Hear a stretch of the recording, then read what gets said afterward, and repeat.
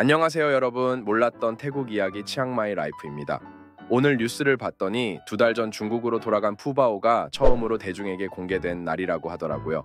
한국에서 태어나고 길러진 푸바오다 보니 한국인에게 애정이 각별할 수밖에 없는데요. 부디 많은 사랑받으면서 건강하게 살아가길 바랍니다. 갑자기 웬 푸바오 이야기냐 하시겠지만 판다를 보면 떠오르는 게 있어서 그렇습니다. 바로 태국의 코끼리 외교인데요. 동물만 달랐지 태국의 코끼리 외교는 중국의 판다 외교와 아주 판박입니다. 몰랐던 태국 이야기 치앙마이 라이프. 중국은 외교를 목적으로 판다를 여러 나라에 선물로 보냈습니다. 가장 유명한 사례가 1972년 닉슨 대통령 내외가 중국을 방문했을 때 판다 2마리를 선물한 것인데요. 링링과 싱싱이라는 이름의 판다 부부였죠. 워싱턴 국립동물원에 보내진 이들은 당시 미중 수교와 긴장 완화의 상징이 되었습니다. 판다는 중국 고지대에서 1,500마리만이 서식하는 것으로 알려진 아주 희귀한 멸종 위기종이죠. 그러니 판다를 선물한다는 것은 최고의 대우와도 같습니다. 하지만 1973년도 워싱턴 협약에 멸종 위기종을 타국에 팔거나 기증할 수 없도록 하는 규정이 생겼고, 이후로는 선물이 아닌 임대의 방식으로 외교의 양상이 바뀌었습니다. 판다가 워낙 인기가 많다 보니 미국에선 판다 대여를 늘렸고, 한때 미국 내 판다 개체 수는 15마리에 이르렀다고 하죠. 하지만 아시다시피 지금은 미중 관계가 냉랭하고 그런 상황을 보여주듯 미국에는 4마리의 판다만이 남아있다고 합니다. 판다의 개체 수가 중국과의 관계를 나타내는 척도의 역할을 하는 셈이네요. 중국은 태국에도 한 쌍의 판다를 보냈는데요. 치앙마이 동물원으로 옮겨진 창창과 리누이는 2003년부터 20년간 태국인의 큰 사랑을 받았습니다. 치앙마이 운전면허증에도 판다 그림이 그려져 있어요. 저도 22년도에 치앙마이 동물원에서 직접 본 경험이 있는데요. 안타깝게도 수컷인 창창은 2019년에 심장마비로 돌연사를 했다고 하는군요. 게다가 몰랐었는데 지난해에 암컷인 린후이도 중국 송환을 불과 5개월 앞두고 돌연사를 했다고 합니다. 대체 무슨 일이 있었던 걸까요? 중국에서는 태국 동물원 측이 제대로 돌보지 않은 것 아니냐는 의혹을 제기하기도 했죠. 하지만 양국 부검 결과 다행히도 특이 사인이 나타나지 않았고 고령으로 인한 자연사로 결론을 냈습니다. 보통 판다의 수명은 15년에서 20년 사이라고 하는데요. 물론 동물원 환경에 따라 30년을 살 수도 있다고 합니다. 그런데 말입니다. 황당하게도 중국은 태국에게 어쨌든 한국 돈 5억 7천만 원을 내놔라고 한 거죠. 5억 7천만 원. 와, 대단한데요. 20년을 먹여주고 재워줬지만 어디까지나 태국의 소유가 아니라 중국에서 빌려준 것이기 때문에 그런가 봅니다. 살아있는 상태로 잘 돌려줬어야 하는 것이죠. 한국의 경우는 1994년 최초로 리리와 밍밍이라는 암컷 판다 2마리를 데려왔었는데요.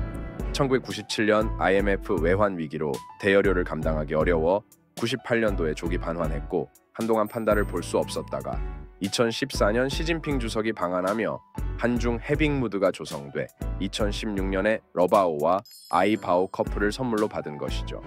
그리고 2020년 7월에 우주 대스타 푸바오가 태어납니다. 에버랜드에 따르면 각 동물원은 판다 임대의 대가로 연간 13억 상당의 보호기금을 지불해야 한다고 합니다. 또한 희귀 동물인 만큼 양육, 번식에 엄청난 관리 비용이 든다고 하는군요. 푸바오 가족들이 먹는 대나무도 연간 2억으로 추산된다고 하는데요. 그 밖에 사육사 인건비에 시설 유지비까지 더하면 정말 그야말로 돈 먹는 판다입니다. 몰랐던 태국 이야기 치앙마이 라이프. 이런 동물 외교의 원조는 바로 태국입니다. 바로 흰 코끼리가 그 주인공인데요. 흰 코끼리는 불교의 상징이자 태국 왕실의 상징이기도 합니다. 태국어로는 창푸악이라고 합니다. 치앙마이 북문 노스게이트를 다른 말로 창푸악 게이트라고 하죠. 13세기 망라이 대왕이 치앙마이를 건설한 후 코끼리를 타고 북문으로 들어갔습니다. 북문은 왕만이 다닐 수 있는 길이었는데요.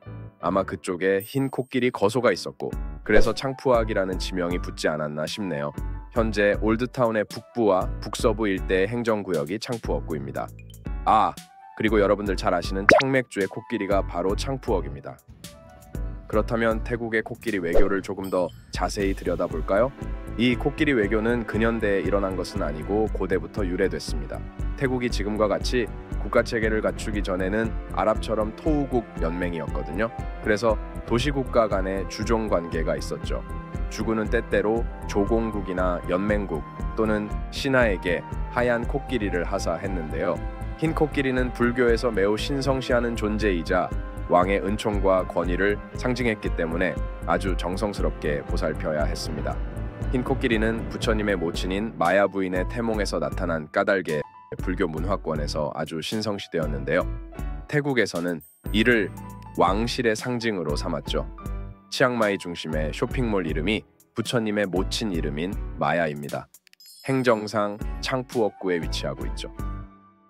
하얀 코끼리는 매우 소중하고 귀한 존재였지만 동시에 엄청난 비용이 들어가는 성가신 존재이기도 했습니다. 크기도 작아서 이를 부려먹일 수도 없는데 먹이와 사육비는 만만치 않았기 때문이죠. 게다가 제대로 보살피지 않으면 주군에 대한 불충이나 도전으로 판단해서 공웅에 빠지기도 했습니다. 그래서 흰 코끼리는 왕의 축복이자 저주라는 말도 있었죠. 19세기 서구 여행가들이 태국에서 이런 이야기를 듣고 고국에 전했는데 이를 계기로 비싸고 소중하지만 돈만 잡아먹는 애물단지를 뜻하는 화이트 엘리펀트라는 관용어가 생겨난 것이죠. 라마 4세 국왕은 1861년 링컨 대통령에게 코끼리를 보내고 싶다는 편지를 썼다고 합니다. 링컨 대통령은 사육하기에 기후가 맞지 않다는 등의 이유를 들어 정중히 사양했지만 태국 국왕의 우정에 감사했다고 전했다고 하죠. 비록 실제 코끼리 외교는 불발되었지만 태국 왕실의 의지와 상대국의 입장을 엿볼 수 있는 중요한 사례였습니다. 한편 우리나라에서도 코끼리를 받은 외교 기록이 있는데요. 15세기에 일본 무로마치 막부가 조선의 조공으로 바친 외교 선물이었습니다. 그런데 1년 후에 이 코끼리 때문에 대참사가 일어납니다. 조선 왕조 실록을 그대로 읽어드리면요. 이유가 기이한 짐승이라 하여 가보고 그 꼴이 추함을 비웃고 침을 뱉었는데 코끼리가 놓아여 밟아 죽였다. 안 그래도 1년에 콩을 수백 석씩 먹었기 때문에 골칫거리였는데 사람까지 밟아 죽였으니 조선 조정이 발칵 뒤집혔죠. 이유는 지금으로 치면 건설교통부 장관 정도 되는 고위 관료였습니다. 그래서 조정은 이 코끼리를 전라도 순천부에 있는 장도로 유배시켜버립니다. 현재는 보성군 장도리에 있는 섬이라고 하는군요. 그런데 이 코끼리가 섬에 가니 먹을 게 없잖아요.